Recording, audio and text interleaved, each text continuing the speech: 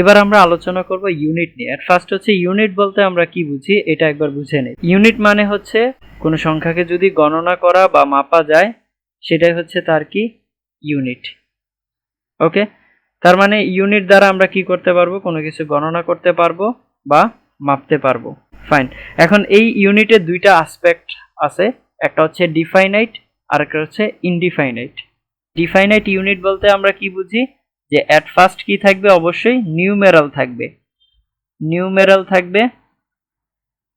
এবং নিউমেরাল বলতে আমরা কি বুঝি, যখন অঙ্ককে শব্দ আকারে প্রকাশ করব, যেমন বললাম 2, এই 2টাকে যদি আমরা শব্দ আকারে প্রকাশ করি তাহলে আমরা কি বলবো, TWO, বা লিখলাম 4, এই 4 অঙ্কটাকে যদি আমরা ওয়ার্ড অনুযায়ী লিখতে চাই তাহলে কি লিখবো, FOUR। অর্থাৎ যখন কোনো অঙ্ককে আমরা শব্দ আকারে প্রকাশ করব তখন সেটা হবে তার নিউমেরাল। আচ্ছা, তারপরে কি থাকবে, অবভিয়াসলি ইউনিট থাকবে, ইউনিট থাকবে এন্ড দেন থাকবে হচ্ছে নাউন। তাহলে এইখানে ঘটনাটা কি হলো, যে ইউনিটের আগে অবশ্যই কি আছে, নিউমেরাল আছে। যদি ইউনিটের আগে নিউমেরাল থাকে তাহলে সেটা হবে ডিফাইনাইট ক্যাটাগরির অন্তর্ভুক্ত। কার অন্তর্ভুক্ত, ডিফাইনাইট ক্যাটাগরির অন্তর্ভুক্ত। আচ্ছা, যদি সিকোয়েন্সটা এরকম থাকে যে নিউমেরালের পরে ইউনিট আছে, নিউমেরালের পরে আছে কি ইউনিট, এবং নাউনের আগে আছে ইউনিট, তাহলে এইখানে যে ইউনিটটা বসছে এই ইউনিটটা সবসময় হবে সিঙ্গুলার ইউনিট। কোন টাইপের ইউনিট হবে, সিঙ্গুলার ইউনিট হবে। বুঝা যাচ্ছে? আচ্ছা, এবার আসি আমাদের প্রথম এক্সাম্পলে, যে রাজ বট 2 ডজনস আপেল। রাজ বট 2 ডজনস আপেল। তাহলে এখানে দেখেন 2 হচ্ছে কি নিউমেরাল, আমরা অঙ্ককে শব্দ আকারে লিখেছি। ডজনস হচ্ছে ইউনিট এবং অ্যাপেলস হচ্ছে নাউন। তাহলে নিউমেরালের পরে আছে ইউনিট এবং নাউনের আগে আছে ইউনিট, তাহলে মাঝের যে ইউনিটটা সেটা কি সিঙ্গুলার হবে নাকি প্লুরাল হবে, অবশ্যই সেটা সিঙ্গুলার হবে। তার মানে এখানে ডজনস না হয়ে কি হবে, ডজন হবে। নেক্সট এক্সাম্পলে কি বলা আছে, শি স 300 সোলজার্স। তাহলে এখানে 3 হচ্ছে নিউমেরাল, 100 হচ্ছে ইউনিট এবং সোলজার্স হচ্ছে নাউন। তাহলে যেহেতু ইউনিটের আগে আছে নিউমেরাল এবং ইউনিটের পরে আছে নাউন, দ্যাট মিন্স মাঝের যে ইউনিটটা আছে সেটা হবে সিঙ্গুলার ইউনিট। তাহলে এখানে হান্ড্রেডস না হয়ে হবে 100। আচ্ছা, 3 নম্বর এক্সাম্পলে কি বলা আছে, দেয়ার ওয়াজ এ 6 ফিট স্ন্যাক। তাহলে 6 হচ্ছে এখানে নিউমেরাল, ফিট হচ্ছে ইউনিট এবং স্ন্যাক হচ্ছে নাউন। সিমিলার কেস, ইউনিটের আগে হচ্ছে নিউমেরাল, ইউনিটের পরে হচ্ছে নাউন, দ্যাট মিন্স ইউনিটটা হবে সিঙ্গুলার ইউনিট, তাহলে এখানে ফিট না হয়ে হবে ফুট। 4 নম্বর এক্সাম্পলে কি বলা আছে, শামিম ব্রোক এ 10 ইঞ্চিস পাইপ। তাহলে এখানে 10 হচ্ছে নিউমেরাল, ইঞ্চিস হচ্ছে ইউনিট, পাইপ হচ্ছে নাউন। তাহলে এখানেও কি ইউনিটের আগে নিউমেরাল, ইউনিটের পরে নাউন, দ্যাট মিন্স ইউনিটটা হবে সিঙ্গুলার, ইঞ্চিস না হয়ে হবে ইঞ্চ। 5 নম্বর এক্সাম্পলটা হচ্ছে শি স্পেন্ট 10 ডেজ। তাহলে এখানে 10 কি নিউমেরাল, ডেজ কি ইউনিট, কিন্তু এখানে নাউন আছে, এখানে কোনো নাউন আছে, নাউন তো নাই।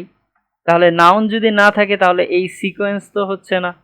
তাহলে এই সিকোয়েন্স না হলে আমাদের কি করতে হবে, আরও একটা সিকোয়েন্সে যেতে হবে যেটার মধ্যে শুধু কি আছে, নিউমেরাল আছে এবং নিউমেরালের পরে আছে ইউনিট, তাই না? কারণ ডিফাইনাইট আমাদের বুঝাতে গেলে অবশ্যই কি থাকতে হবে, নিউমেরাল থাকতে হবে ইউনিটের আগে, তাহলে এর পরে নাউন নাই। এখন এই যে এই ইউনিটটা আছে, এই ইউনিটটাকে আমরা দুইভাবে ডিফাইন করতে পারি। কয়ভাবে ডিফাইন করতে পারি, দুইভাবে ডিফাইন করতে পারি। একটা হচ্ছে কম্প্যাক্ট, আরেকটা হচ্ছে নন কম্প্যাক্ট। এখন কম্প্যাক্ট কি, কম্প্যাক্ট হচ্ছে এমন একটা শব্দ যেটা নিজেই নিজের পরিপূর্ণ, অর্থাৎ নিজেই নিজেকে কিভাবে প্রকাশ করতে পারে, পরিপূর্ণভাবে প্রকাশ করতে পারে।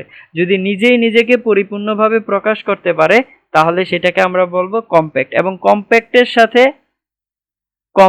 সাথে আমরা এস বা ইএস যুক্ত করতে পারি। কম্প্যাক্ট ওয়ার্ডগুলোর সাথে আমরা কি যুক্ত করব? এস বা ইএস যুক্ত করব। এখন এই কম্প্যাক্ট ওয়ার্ডগুলো কোনগুলো? যেগুলো নিজেই নিজের সাথে পরিপূর্ণ। এক্সাম্পল হিসেবে আমরা বলতে পারি যে ডে, ডেট,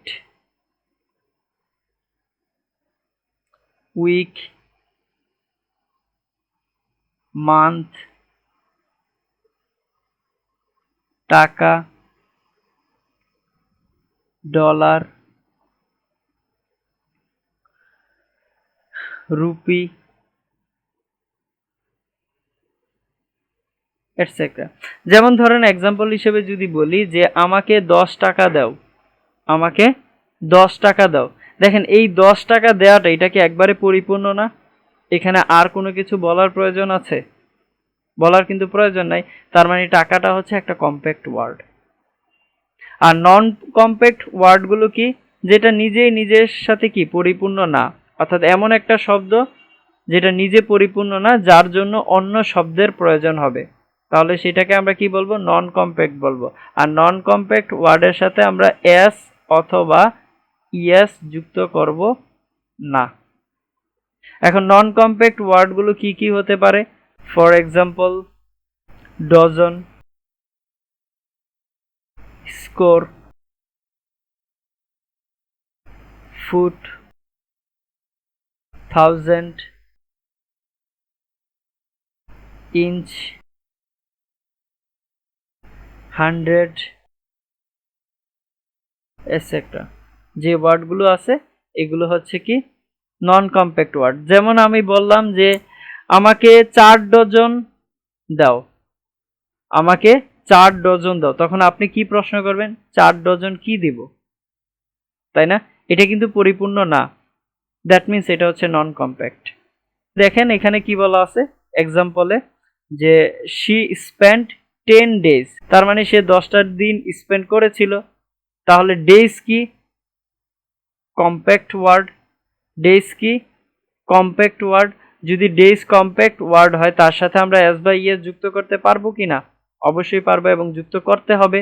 তাহলে এখানে ডে এর সাথে এস আছে, দ্যাট মিনস এটা হচ্ছে সঠিক সেন্টেন্স। তারপরটা দেখেন আই ওয়ান্ট 5 টাকা। এখন 5 হচ্ছে নিউমেরাল, টাকা হচ্ছে ইউনিট। তাহলে টাকাটা কি? কম্প্যাক্ট ওয়ার্ড, নিজেই পরিপূর্ণ, অন্য কোনো শব্দের প্রয়োজন নাই। এর সাথে অবশ্যই কি করতে হবে? এস বা ইএস যুক্ত করতে হবে। তাহলে এখানে আমাদের ওয়ার্ডের স্ট্রাকচার অনুযায়ী কি যুক্ত করতে হবে? এখানে এস যুক্ত করতে হবে। I want 5 takas. Next, she found 2 dozen. তাহলে 2 হচ্ছে নিউমেরাল আর ডজন হচ্ছে ইউনিট। এখন 2 ডজন হোয়াট? তা তো জানি না।